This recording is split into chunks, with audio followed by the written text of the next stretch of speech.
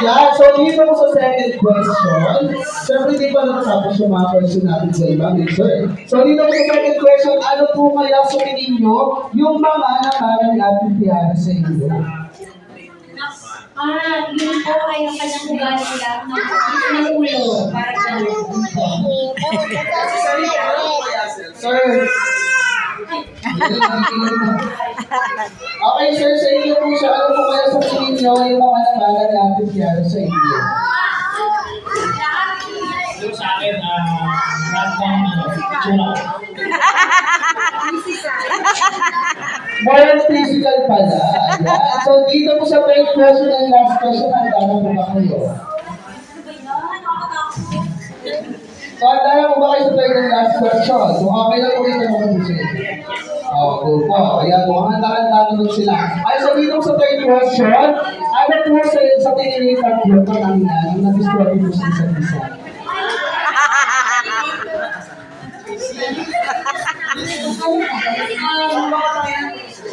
Number 1, matalino. Magaling siya sa decision. Yes. Number 3, pogi-pogi.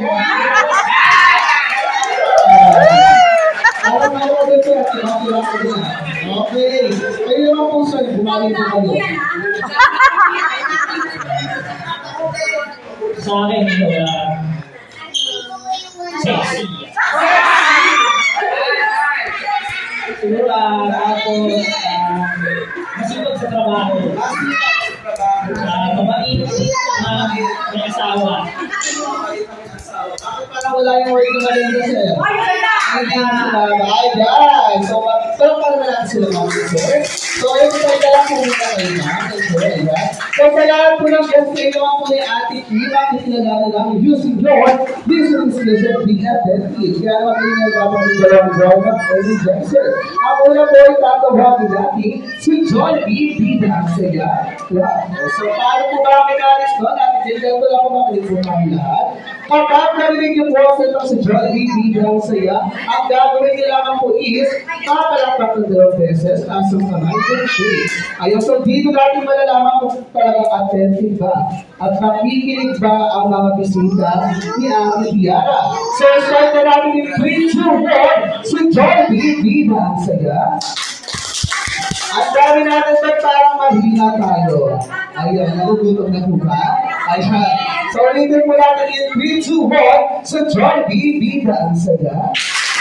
Ganyan dapat kalakas. So, dito po sa second warm-up energizer po natin, dito na po ngayong kabahay. Okay, kasi po, kumuha po ako ng bawat isa sa table po ninyo. And dapat po table po, meron po kayong representative. Ayan ang walang representative. Lahat ang nakaupo sa table na yun. Puso kasalasan ang sasayaw.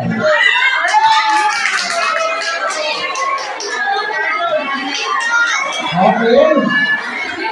Dapat lahat ng table meron kong representative. Sa first table, meron ko ako. First table, sino ba ang representative nila? Bawal magturuan. Ang magalang magturuan. Okay, sino po? Representative na po. Ano gagawin? Ano sila?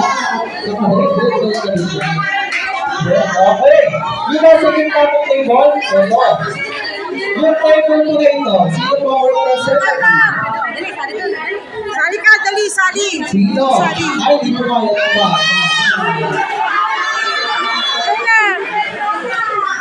Sa dulo po, sino po ang representative? Dito na po, sa inyo po.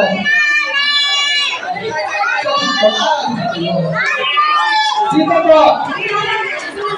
Sa inyo po table, sino po ang representative? Hello, Jaya, sino po dyan? Yung lane? Yung lane? Sino?